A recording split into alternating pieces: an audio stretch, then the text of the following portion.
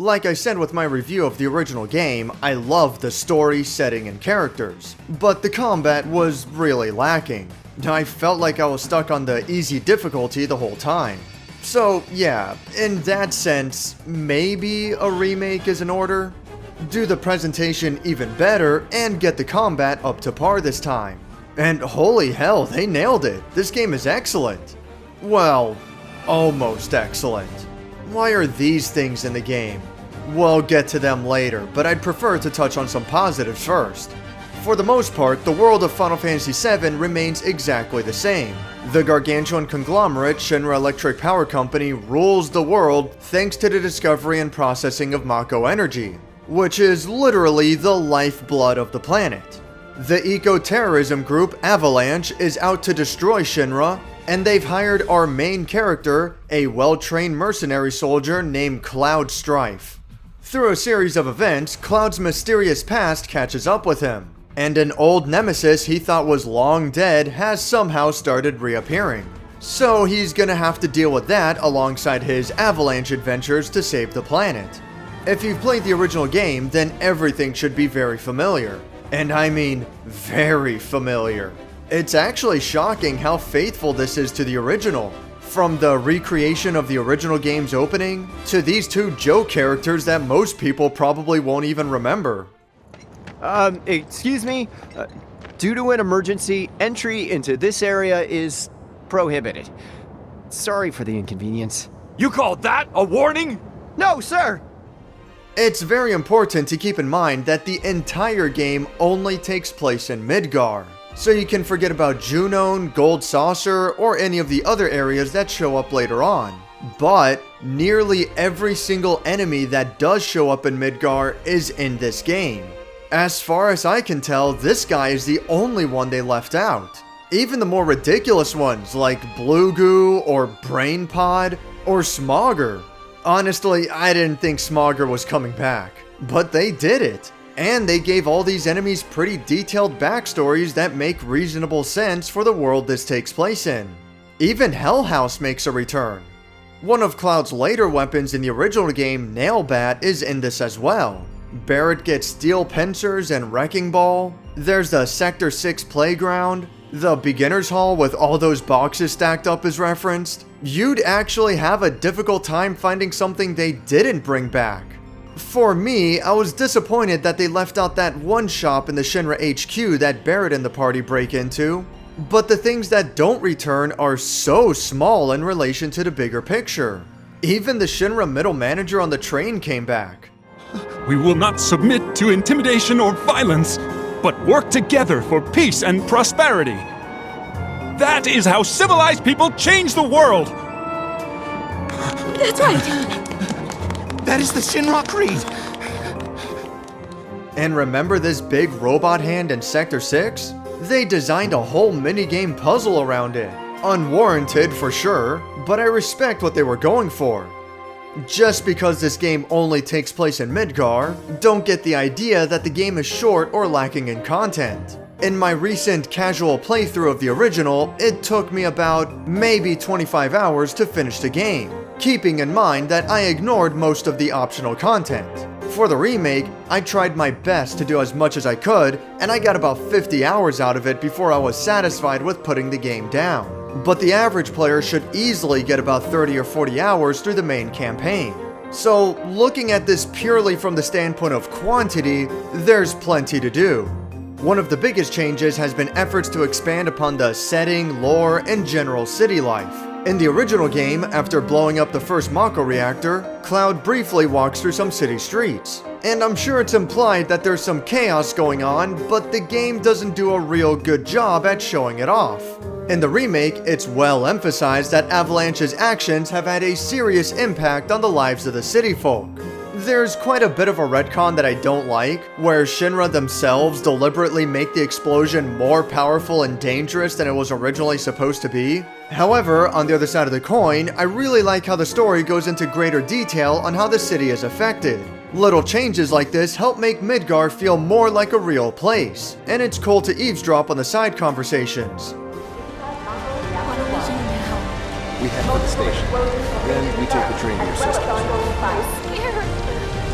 I know it's scary, but we'll be okay. Then again, sometimes it's not done so well. I say we track the bastards down first.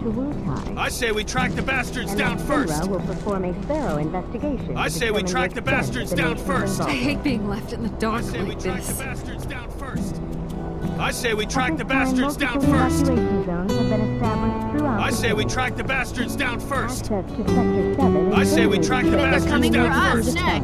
I say we track the bastards down first. Although the game stays mostly in the slums of sectors 5, 6, 7, and 8, similar to the original game in that sense, there is some new stuff as well, like underground areas and walking through a more upscale neighborhood. I especially love this hanging from the rafters kind of dungeon, which explains how the slums gets its daylight artificially via the power of giant sun lamps. The inclusion of day and night segments may be somewhat controversial, especially with a giant plate directly overhead, but I'll take it as is rather than having Aerith's house be in perpetual daylight. And as a small addition to the lore, it's really nice that there's a slightly more fleshed out ancient history. In the original game, it strongly implied that Final Fantasy VII's world history was basically a traditional Final Fantasy game, but it's awesome to see it firsthand in greater detail like this. The dialogue and general characterization has seen massive improvements as well. Barrett's fervor is way more impactful and believable, if not comedic at times. You gonna stand there and pretend you can't hear the planet crying out in pain? I know you can! You really hear that? Damn straight I do! Get help. Say that again! They definitely put a stronger emphasis on how much he loves his daughter too. Hey! The hell you think you're doing scaring my daughter like that? Daddy says never talk to strangers. That's right, honey, I do say that. What a good girl you are remembering Daddy's lessons. You know what else good girls do? They go to bed on time. Come on. But I'm not tired. I want to talk some more, Daddy. All right, but just this once. So then, what can I get you? Tifa and Aerith are mostly unchanged, but Cloud is, without question, way more stoic than in the original game.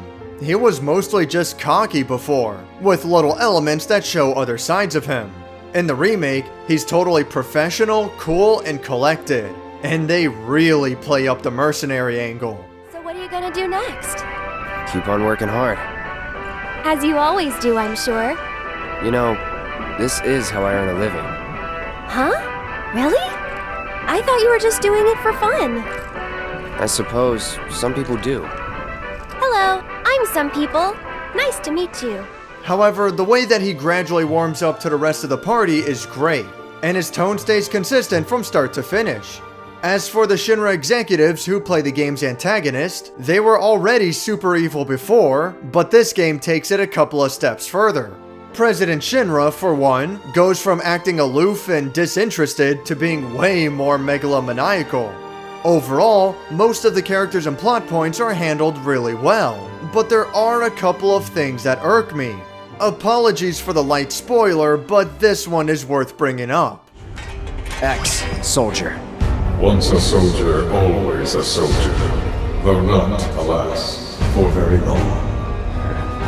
Accelerated cellular degradation being the most common cause of death by far. This is classified, of course, but every soldier knows the truth. So yeah, I guess Cloud has the old Snake issue and is dying from accelerated aging, apparently. Judging by how rapidly the aging has progressed, I'd say a year at best, right? It comes off like such a pointless thing to add to the story, and worse yet, they drop it immediately afterwards. It is never brought up again. What was the point? I suppose they're saving it more for the sequels, but I don't know. I think it's dumb. However, there are some positive inclusions that deepen the world as well. Members of the party will question their actions, and Shinra isn't shown to be so two-dimensionally evil all the time, with Barrett being the one who stands strongest to his convictions. Nothing but a bunch of lies. Except that Mako has made people's lives better. It's made people blind. Blind to the cold, hard truth. Even I used to buy into their bullshit. Remembering that makes me even madder. Alright, it's time I got into the major issue here. I'm going to go into this as non-spoiler as I possibly can, but it bears mentioning. These things, which are not ghosts, these are ghosts and they were in the original game. These specters are newly added and they have a tremendous impact on the story. And it's so god-awful. I can't go into detail without spoiling the ending, but it's honestly upsetting what these specters bring to the story. It's so crazy because they don't show up for long stretches of time, and after a while, I forget they're even in the game. And then they're back. The worst part is that the specters can only end up being one of two things. Either they're going to follow up on this stuff in the sequel and there's going to be a better payoff, which I find hard to believe, or, more likely, Tetsuya Nomura just thought these guys would be cool. And if anyone's played Kingdom Hearts, then you know how much he loves his mysterious hooded figures and overly exaggerated boss battles towards the end. There's so much more wrong with the story as it gets into the closing chapters, but it's not something I'm going to spoil. It's insane to me that the vast majority of the narrative is really well done. But then you get these guys who make up, 10% of the game? And they almost manage to single-handedly ruin the whole thing for me. They did not need to be in this game. The story could have been identical without them. But worse yet, it's not easy to ignore them either. You just gotta, take the good with the bad on this one. Try to enjoy the more positive elements as best you can, like the music. It's extremely good. Final Fantasy XIV still might have one of the best soundtracks in the franchise overall, but this one is certainly giving it a run for its money. Nearly every single song from the entire original game is in, either fitted in appropriately or added to the in-game jukebox, and several of them have been remixed multiple times. Possibly my favorite song is a battle theme based on Wall Market, which barely resembles the original song at all, but screw it, it's awesome.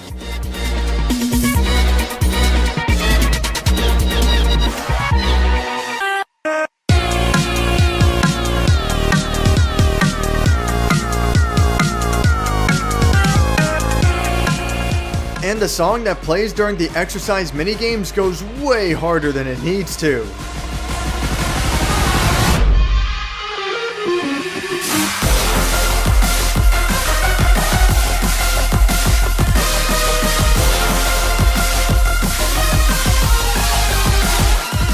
It is shockingly a really good soundtrack and somehow manages to be one of the highlights of the game as a whole.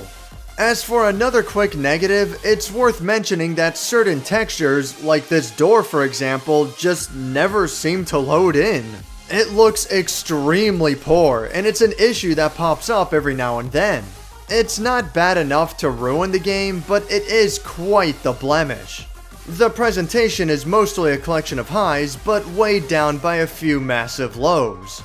Thankfully, the new combat system is able to carry the game the rest of the way. Combat here is really weird and takes getting used to, but once I did, I ended up liking it a lot. Most of it revolves around each character's ATB meter, which builds up as damage is inflicted and received, and is consumed by using various special abilities and magic. Early on, you can get by just mashing the basic attacks, but, unlike the original game, doing so is far from the most efficient method. While the game is fairly easy to play, it's not necessarily easy to master. When Cloud is in his Punisher stance, he can parry physical attacks at any time. The parry window is infinite in that sense. However, his mobility is worthless. And while his attacks are stronger, they're also more difficult to cancel into his evasive maneuvers. Thus, it's best to stay in the normal stance where you're more mobile, and then cancel into a parry as soon as you see an attack incoming, which usually also opens up an opponent for further attacks. There are quite a few little properties like this, and each character is diverse enough to fill unique roles. Barret has powerful defensive abilities which make him an excellent tank, Tifa is the best at raising an opponent's stagger meter, and Aerith is the best at using magic and has abilities like Arcane Ward that allow her to further double up on magic spells. A major part of combat is also reading the enemy attack names and reacting to them appropriately, which gives a kind of Final Fantasy XIV vibe. There's no overuse of orange circles, so no worries there, but it is kind of a weird way to telegraph attacks. Weird, but it is done well enough. There's also just as much customization as in the original game, and arguably there's even more. Weapons can be further upgraded and fine-tuned with choices like higher attack power, greater speed, and some other situational and passive bonuses. In this way, equipping a character with high magic stat equipment allows them to easily fill the role of a mage, or the opposite allows them to lean harder towards physical attributes, or otherwise find something in the middle. Of course, this is all rounded out by the return of the materia system, which is even better than before, considering how there's more of an emphasis on certain party members fulfilling specific roles. Some of these combinations are just as busted as before, but steps have clearly been taken to scale things back. For example, as far as I can tell, there's only one all materia in the entire game, which has been renamed as Magnify. This means you'll need to choose carefully between healing or buffing the whole party, or attacking all enemies at once. It's a similar case with the elemental materia, allowing the player to either deal or defend against elemental damage, which can make you invulnerable in certain fights if you prepare for it. Similar to a certain other situation, but it's better here because it's not anywhere near as blatant. On top of that, the elemental materia also takes a ridiculously long time to level up, and there's only a grand total of 2 of them in the entire game, one of which is really well hidden, so it's unlikely that most players will get more than one. I'm disappointed that there's no added effect materia. It would have been cool to deal status effects via normal attacks, like poison or slowing down time. Instead, it's been replaced with the warding materia, which only works defensively. For the most part though, the materia system is back in full force, and making good use of different effects and combinations is essential to take on the more difficult challenges, especially on the hard difficulty. I don't want to say the game is usually cheap per se, but having a Tonberry teleport right next to you and cause instant death is a bit much. There's also a really odd system in place where you can easily restart a battle and reorganize your gear, which is useful if you find that you're not properly equipped for a fight. Since the remake is paced more so on preordained battles, rather than the random encounters like the original, and since it's really easy to find out an enemy's weaknesses, it does feel like a sort of compromise. You have an action RPG that puts a greater emphasis on exploiting enemy flaws, but you can't hold on to every tool at once either. So the game is really forgiving in certain aspects. And I mean, it is really forgiving. I was surprised to have this warning message pop up that I was leaving treasure behind. And if you lose any battle in the game, then you can simply restart that same battle, almost Mystic Quest style. This makes it so that the stakes are much lower. However, about half the game's battles can also be really tough, so it's not like it's necessarily easy. Perhaps most obnoxious of all are your AI-controlled party members. At best, they'll occasionally use basic attacks, but usually just guard most of the time. And at worst, they'll get themselves killed. You gotta babysit these guys a little bit, which is undoubtedly why this game was designed so that the bosses will focus hard on whoever the player is controlling. You can use this to your advantage to lead powerful attacks away from the group, but it still feels kinda dumb. The game almost begs to be playable in co-op, but this is what we've got to work with instead. It's not nearly as bad as I'm making it sound. The boss fights are fantastic, and it is a ton of fun to switch party members on the fly. It's just that your AI-controlled party members aren't great. Finally, there's a pretty great New Game Plus mode added into the game. A chapter select is unlocked, allowing the player to easily go back and pick up anything they may have missed the first time around, or simply restart from the first chapter and play the whole game again seamlessly. Unfortunately, some of these chapters can be pretty long, and while cutscenes can be skipped, you can't do much about these walk and talk sections. And most of them like to slow the player down with this stupid hugging the wall nonsense. Seriously, they do this way too much, and some of these parts aren't as fun the second or third time around.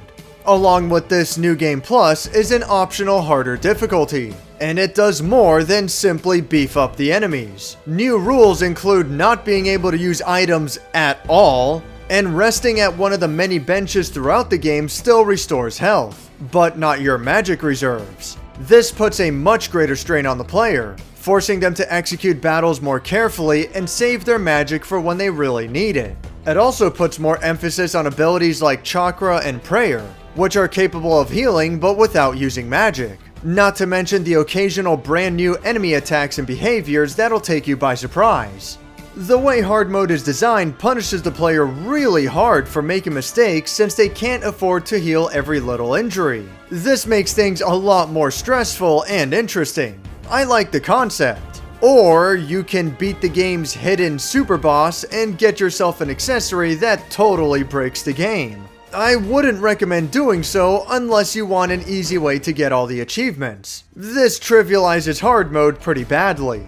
Even so, man, getting through that gauntlet to beat the optional super boss and win that accessory is quite a challenge in and of itself. But it's also some of the most fun I've had in this game. Figuring out a gear loadout for my team to take on some of the harder bosses is when this game is at its best. Generally speaking, I would highly recommend this to anyone interested, but it's gotta come with some major understandings. The combat isn't all that deep, and the lock-on targeting system it uses isn't the greatest. It's not terrible, but it takes some getting used to. But even with this in mind, it's still really fun and engaging. And most of the bosses are really challenging, but not without being unreasonable. The story, for the most part, is just as good, if not better, than the 1997 original. But then there are some questionable additions that bring down the entire rest of the narrative really hard. Now, I'm not saying give me a direct one-to-one retelling of the original story. I actually like most of the new changes. Just do it without these guys floating around. Regardless, I don't think they're terrible enough to ruin the game. It's a disappointing remake in a few aspects, maybe more than a few aspects, but I still found it thoroughly enjoyable. Thanks for watching my review on the Final Fantasy VII Remake.